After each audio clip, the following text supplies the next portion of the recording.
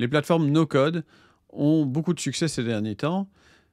Pourquoi? Tout simplement parce que ça permet de développer un concept sans avoir à connaître vraiment la programmation. Il faut connaître des bases de programmation, il faut connaître un petit peu la logique des choses, mais avec les plateformes no-code, on peut très bien se débrouiller sans être un vrai codeur.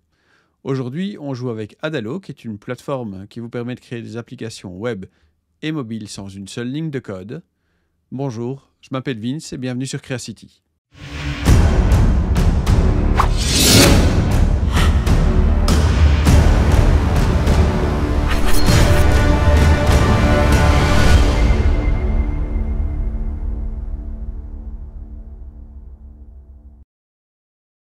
Donc Adalo permet de créer des applications sans code et on peut faire beaucoup de choses avec cette plateforme. Est-ce que c'est gratuit? Oui, jusqu'à un certain point. Maintenant, évidemment, dès que vous voulez l'utiliser réellement, oui, il y a un coût. On parle de $600 par an. Rentable ou pas, c'est à vous de savoir. Bon, je ne trouve pas que c'est un montant exorbitant dans le cadre d'une société. La première fois où j'ai commencé à jouer avec Adalo, j'ai directement essayé de transposer une application que j'avais faite dans Power Apps dans Adalo pour voir un petit peu comment ça fonctionnait, si c'était plus rapide, si c'était plus puissant, si c'était plus fonctionnel. Et donc, j'ai créé cette bibliothèque de classe à partir d'un template. Aujourd'hui, ce qu'on va faire, c'est qu'on va créer une nouvelle application et on va partir de rien. De rien, parce que c'est comme ça que je fonctionne d'habitude et c'est comme ça que je préfère. Donc ici, je choisis un template blanc et je vais appeler ça ma première app. Les couleurs, on peut les laisser comme ça. C'est très australien. Alors, voilà les différents écrans qui sont proposés par défaut dans Adalo. Ils sont forcément proposés par défaut puisqu'il faut de toute façon pouvoir s'identifier, enfin s'inscrire, s'identifier et on a une home page. Donc ça, c'est les premières choses qu'on a. Petit tour de l'interface en mode rapide. Je vais agrandir un petit peu. Voilà. Premier tour de l'interface en rapide, on a le branding, ça c'est ce qu'on a fait tout à l'heure, donc les couleurs et les types de font. On a les écrans. Pour l'instant, on a 3 écrans. La page Home, Login et Sign Up, s'inscrire, s'identifier et la page par défaut. Pour l'instant, on n'a qu'une database, on n'a qu'un endroit où stocker des informations, c'est dans les users. Et puis, on a toute une série de petits paramètres qu'on va pouvoir changer.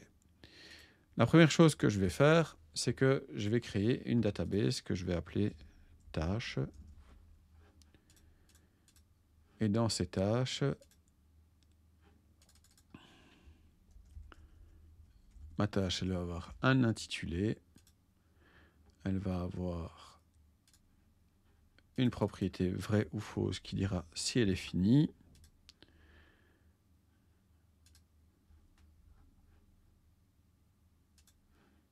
Une date à faire, c'est quand est-ce qu'on va faire cette histoire-là, et une date à remettre, à quel moment ça doit vraiment être terminé. Le moyen le plus simple de soutenir cette chaîne est de vous abonner et ensuite éventuellement de nous rejoindre sur Patreon. Je tiens à remercier Daniel, Eric, Esther et Antonio de leur soutien. Voilà, donc maintenant qu'on a tout ça, j'ai ma database, j'ai mes écrans par défaut qui sont créés. Alors je pourrais traduire tout ça en français, mais on va accélérer et on va faire ça, on va laisser ça en anglais pour l'instant. Voilà, donc j'ai mes 3 écrans et maintenant ce que je dois créer, c'est un nouvel écran pour créer une nouvelle tâche. Et donc je vais dans les écrans, j'ajoute un écran et cet écran, on va prendre directement avec un formulaire dedans, comme ça ce sera plus simple. Je vais appeler ça nouvelle tâche. Donc dans ma nouvelle tâche, ici dans mon formulaire maintenant, je vais dire que je vais utiliser les données qui viennent de quelle database, de quelle collection des tâches. Et vous voyez directement, il me met tout ça, tout ce que j'avais mis tout à l'heure dans ma tâche. Donc c'est très pratique, ça va assez vite d'ailleurs. Ce que je vais faire aussi, c'est que dans mon écran Home, je vais ajouter un bouton Nouvelle tâche. Donc ici, je vais rajouter un composant. Ce composant, ça va être un style bouton. Voilà. Mettre ça là, tout simple. Ajouter une tâche. Je vais rendre le bouton un peu plus grand pour que ce soit propre. Voilà. Et je vais dire que ce bouton ajouter une tâche, qu'est-ce qu'il a comme but? C'est d'être lié à l'écran nouvelle tâche. Et donc, hop. Ce qui veut dire que maintenant, je vais pouvoir tester mon application. Alors, comme c'est la première fois que j'utilise l'application, je dois m'inscrire dans l'application. Voilà. Je m'identifie. Et donc, j'arrive sur mon écran Home, sur l'interface d'accueil. Maintenant que je suis enregistré. Et quand j'appuie sur une nouvelle tâche, voilà. Et donc, je peux aller très vite créer vidéo Adalo à faire maintenant, à remettre normalement demain. Voilà. Hop. Et je crée une nouvelle tâche. Ah, est-ce que c'est fini? Ah oui. OK. Donc ça, on se rend compte. This field is required. Donc ça veut dire qu'on a quelque chose qui est un petit peu ennuyant pour l'instant. Ici, fields.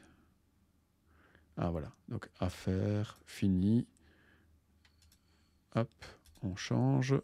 Conséquence maintenant, ce ne sera plus obligatoire. Je retourne dans Preview. Ajouter une nouvelle tâche. Ça, OK. Créer une tâche. Voilà. Alors évidemment, mes tâches pour l'instant ne s'affichent pas là, puisque pour l'instant, je n'ai pas dit que je voulais afficher les tâches. Ajoutons donc un nouveau composant. Hop. Et on va faire un composant du type liste. On va utiliser une simple liste. On va la mettre ici. On va dire que cette liste, c'est la liste des tâches. On n'a pas besoin de filtrer pour l'instant. On pourra rajouter des outils de filtre ensuite. Et à partir de ce moment-là, on peut refaire un preview. Vidéo Adalo, elle est là. Il n'y a pas de subtitle. C'est quoi cette histoire de subtitle? C'est quoi cette boule? On va voir ça maintenant. Alors, donc on a ceci. Et dans ceci, on a une liste qui a un header. Donc on pourra avoir, voilà, un titre. Toutes mes tâches, par exemple. OK. On a un titre. Alors, un titre qui est quoi? L'intitulé de la tâche. Bon, ça, on garde, pas de problème. On a un sous-titre qui, ici, est subtitle. On n'en a pas besoin, on l'enlève. On a une left section, un avatar. On pourrait même enlever ça pour l'instant. Et donc, si je reviens maintenant dans mon preview, voilà, vidéo Adalo. Alors, ce qui serait pas mal ici à côté, c'est d'avoir un bouton pour dire que c'est fini. On va ajouter quelque chose dans la right section. Et qu'est-ce qu'on va rajouter? On va rajouter une action. On va faire update la tâche courante. Voilà, donc on définit fini sur true. OK. Donc ce qu'on pourrait faire aussi, c'est que quand la tâche est terminée, on puisse filtrer. Et donc ici, qu'est-ce qu'on va faire? Tâche all. Et donc à mon avis, on peut rajouter un filtre en disant que si c'est fini, voilà, il ne faut pas l'afficher. Donc ce qu'on veut, c'est juste filtrer tous ceux où fini est faux jusqu'ici. Allons-y, testons ça. Preview.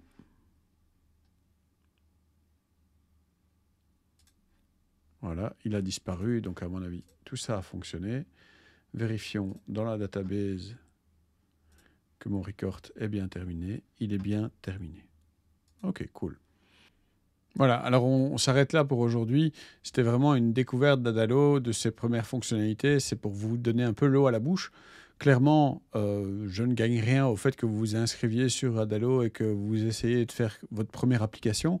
Mais vraiment, je trouverais ça bête de ne pas essayer au moins un petit quelque chose à partir du moment où c'est gratuit. Ça va peut-être vous permettre de même mieux clarifier votre idée, de même mieux clarifier ce que vous voulez faire. Encore une fois, je m'appelle Vince. Merci d'avoir regardé cette vidéo. N'oubliez pas d'aimer, de commenter, de partager, de vous abonner et de faire ding dang dang avec la cloche. Soyez sympa dans vos commentaires parce que les trolls, c'est uniquement chouette quand ça danse, ça chante ou ça fait des câlins. J'espère vous revoir bientôt. Merci et au revoir.